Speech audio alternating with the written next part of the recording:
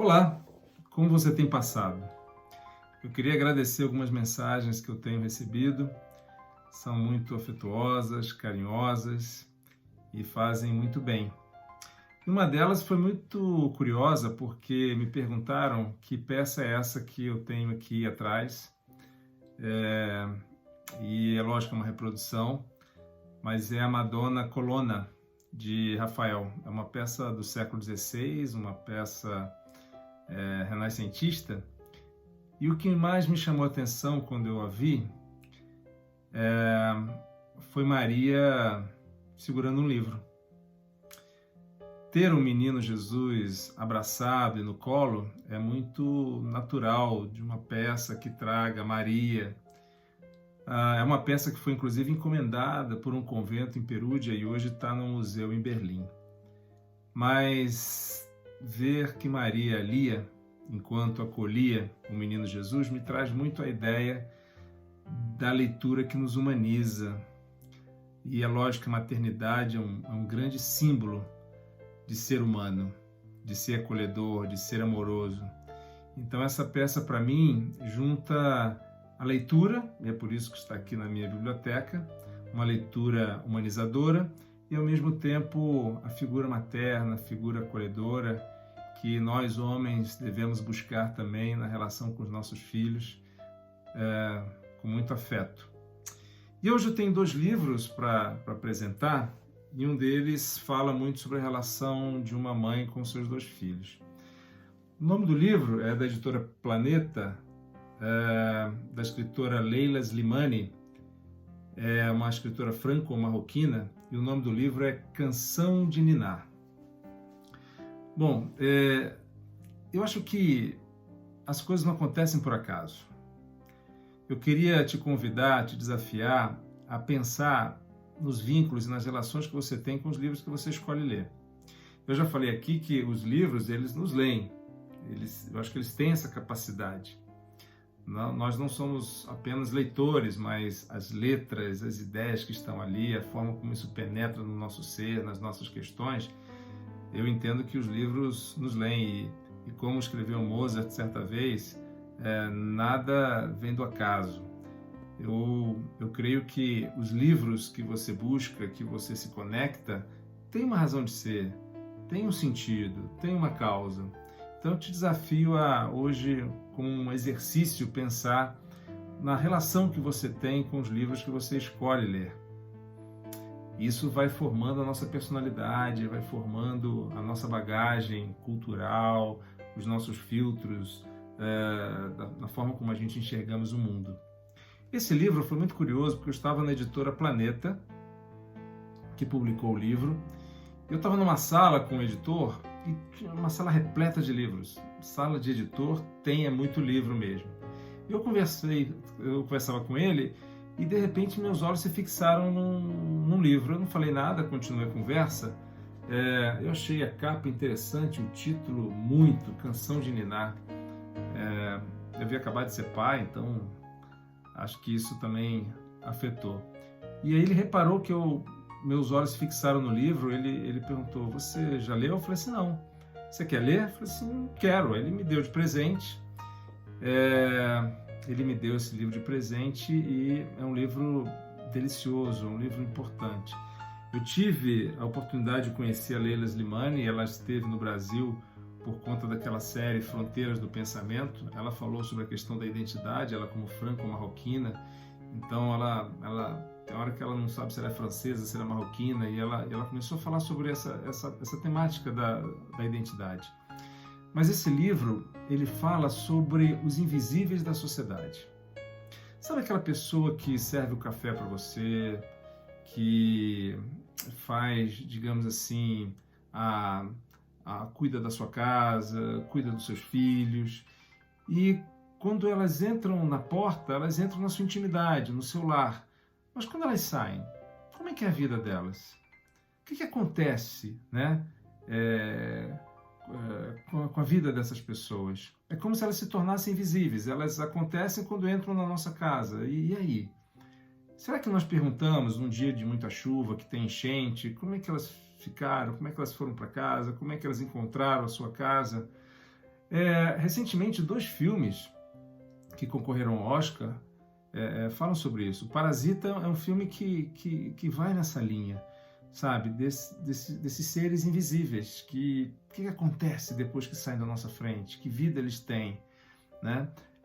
E Coringa também é um filme que é preciso ver além daquilo que você tem diante de você, ou seja, as pessoas têm a sua história, as pessoas trazem as suas cargas. Então esse livro, a história de um casal, e a esposa, ela tem 2 filhos, né, engravida, deixa a profissão, e depois de um certo tempo, das crianças já com seus 2, 3 anos, ela resolve voltar para o mercado de trabalho. Então ela conversa com o marido e eles decidem contratar uma babá. Eles contratam essa babá. E a história começa. É uma pessoa com algumas dificuldades do ponto de vista afetivos, porque a sua relação familiar está destroçada, tem muitos conflitos e problemas com a filha, mas ela entra num lar e ela sente tão bem ali naquele lar e na relação com o casal, que ela vai se apoderando das coisas e vai tomando conta, e ela vê aquele lar, aquela casa como a sua casa. Tanto é que quando ela precisa ter a folga dos finais de semana, isso para ela é muito doloroso. Eu não vou, logicamente, contar o livro, mas esse livro é inspirado num caso real. No início do livro você já sabe o desfecho, já sabe o que acontece na história, ou seja, o desfecho dessa história. Mas esse livro é importante porque fala dessas pessoas invisíveis e que a gente precisa tentar entender a sua história, as suas questões, né? É um livro também que fala muito sobre os afetos, as nossas necessidades de afetos. Os vínculos, eles não são meramente empregatícios, né? As pessoas compartilham a sua casa, elas estão ali com você, e mesmo no ambiente de trabalho, tem gente que você vê todo dia, que você dá bom dia todo dia. E como é que nós construímos essa relação de afetos com essas pessoas? E um terceiro ponto que esse livro me chamou muita atenção, eu li assim, devorei o livro, porque ele é muito instigante, ele é muito estimulante, são esses pequenos sinais que as pessoas dão e que às vezes a gente não percebe. Muito do que vai acontecer de uma forma mais ampla, de uma forma mais impactante, os sinais já foram dados e muitas vezes nós não nos damos conta desses sinais. Então é um livro que fala muito sobre esses invisíveis e como a gente precisa buscar uma conexão com essas pessoas, tentar entender as suas histórias. É um livro que fala muito sobre a necessária construção de afetos, a nossa carência de afetos, de vínculos. E o terceiro ponto nos estimula a prestar atenção nesses pequenos sinais e que por vezes podem se transformar em algo mais impactante. Então essa é a primeira dica. Você talvez pode comprar em formato eletrônico, é da editora Planeta. Eu vou colocar depois, projetar as indicações do livro. Bom, o segundo livro é uma biografia. Essa semana eu dei aula para uma turma da USP e fiquei muito estimulado com um aluno que ele devora biografias. Ele está lendo, ele lê 2 biografias ao mesmo tempo, uma média de 2 biografias por mês, me pediu dicas de biografias de compositores clássicos e talvez por isso eu tenha me sentido hoje estimulado a indicar esse livro aqui, ó, A Autobiografia de Martin Luther King, publicado pela editora Zahar. Martin Luther King é alguém muito importante para o nosso tempo. De novo, a questão dos vínculos com os livros que nós escolhemos ler, né? Meus pais, eles estudaram nos Estados Unidos na década de 60, eles ouviram Martin Luther King. Minha mãe veio dos Estados Unidos já grávida, né? Eu nasci aqui no Brasil, mas parece que essa figura sempre me fascinou quando eu soube que minha mãe e meu pai, eles ouviram Martin Luther King. E eu estudei no colégio Martin Luther King, no Rio de Janeiro, e toda vez que no primário, toda vez que eu entrava na escola, tinha uma foto imensa do Martin Luther King, então é uma figura que sempre me impactou muito. Depois meu pai veio contar a história do Martin Luther King. Aliás, essa escola fica na rua em que a vereadora Marielle foi assassinada, na rua Joaquim Palhares, no Rio de Janeiro. É muito triste como a história, né? Como a gente não aprende. Martin Luther King foi assassinado pela luta dos direitos civis. Marielle também assassinada de uma forma bárbara. E isso precisa nos incomodar. É uma leitura que trata muito dessa escolha do Luther King pela resistência pacífica, por movimentos de não violência, e que foi levado a um ponto que foi assassinado. E essa autobiografia, ela traz 3 aspectos também muito interessantes que eu queria rapidamente compartilhar com vocês. O primeiro é quando ele trata da viagem que ele, Luther King, fez à Índia. Ele viajou em 1959, Gandhi morreu em 1948, mas ele teve com o primeiro-ministro Nehru, teve com pessoas que conviveram com Gandhi, e a ideia de Luther King foi, diante de toda a pressão que ele tinha, a relação com Malcolm X, de ter uma abordagem mais violenta diante de toda a política de segregação, ele vai beber na fonte, ele vai buscar Gandhi. E olha que Martin Luther King era protestante, né?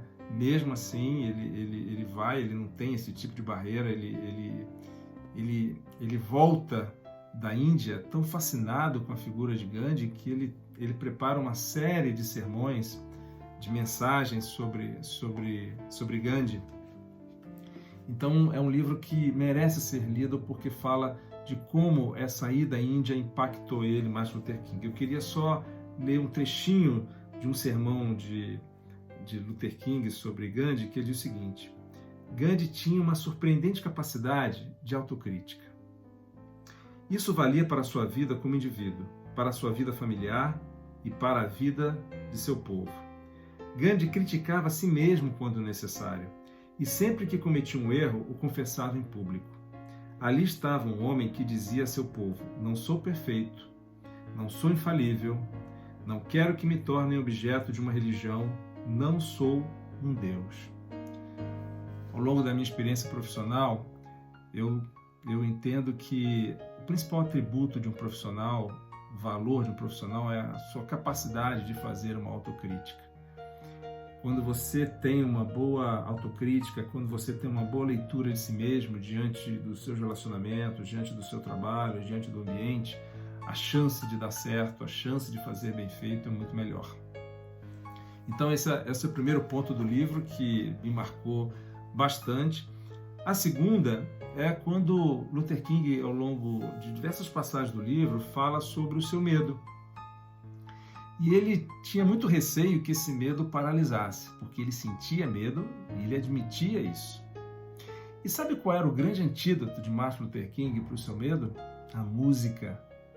Negro Spirituals, a forma como a música abraçava o seu íntimo, o seu ser.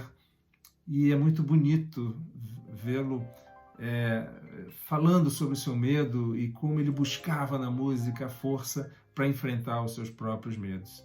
É uma parte muito, muito linda. Eu tive a oportunidade diversas vezes nos Estados Unidos de ir a igrejas e cantar Negro Spirituals. É interessante como a coisa emerge da comunidade e as pessoas dialogam e conversam com os hinos. Eles sentem de fato aquilo que eles cantam e é uma experiência incrível, inesquecível. Independente da sua fé, independente das suas crenças, mas vale a pena você tomar contato com essa arte, com essa expressão de espiritualidade. E por fim, para não me alongar mais, esse livro narra uma cena muito impactante na vida de Martin Luther King em Atlanta. E ele vai reproduzir essa experiência em diversas outras cidades. Por quê? Luther King, por conta da da segregação racial nos ônibus, da política de segregação racial, os assentos da frente dos ônibus eram reservados para os brancos e na parte de trás para os negros. E por vezes ele entrava no ônibus, a parte onde ele ficava estava lotada, né? A parte reservada para os negros, com senhoras de pé, crianças, enquanto vários lugares livres e disponíveis na frente. E Martin Luther King, ao sentir e ver aquela cena, diz o seguinte: o meu espírito, a minha alma está sentada lá junto com o branco, lado a lado com ele. Meu corpo ainda está aqui. Um dia o meu corpo vai se encontrar com a minha alma. E é isso que o move, porque ele se projeta para além de onde está o seu corpo. Talvez para alguns negros ali, a alma e o espírito estavam ali onde o corpo ficava, ou seja, eles não se projetavam além, né? E acabavam se acomodando com aquela situação. Martin Luther King não. Ele se via num outro local. Ele não via barreira, ele não via segregação, mas ele projetava o seu espírito e puxava o seu corpo, se movimentava, e foi isso que ele fez ao longo da sua história, da sua trajetória e do seu legado. Então eu espero que com seus ideais, com seus sonhos, com seu senso de justiça, você consiga mover o seu corpo para que o seu corpo se encontre com esses ideais. O Brasil precisa disso. Nós vivemos um momento muito difícil da nossa história e é muito importante que nós tenhamos sonhos, ideais, que o senso de justiça clame dentro de nós e que nós possamos impulsionar os nossos corpos sem medo, sem receio, para que a gente se encontre numa outra situação, num outro patamar. Espero que você tenha gostado dessas duas indicações. São livros muito oportunos para o momento e para a sociedade que nós estamos vivendo. Até o nosso próximo encontro.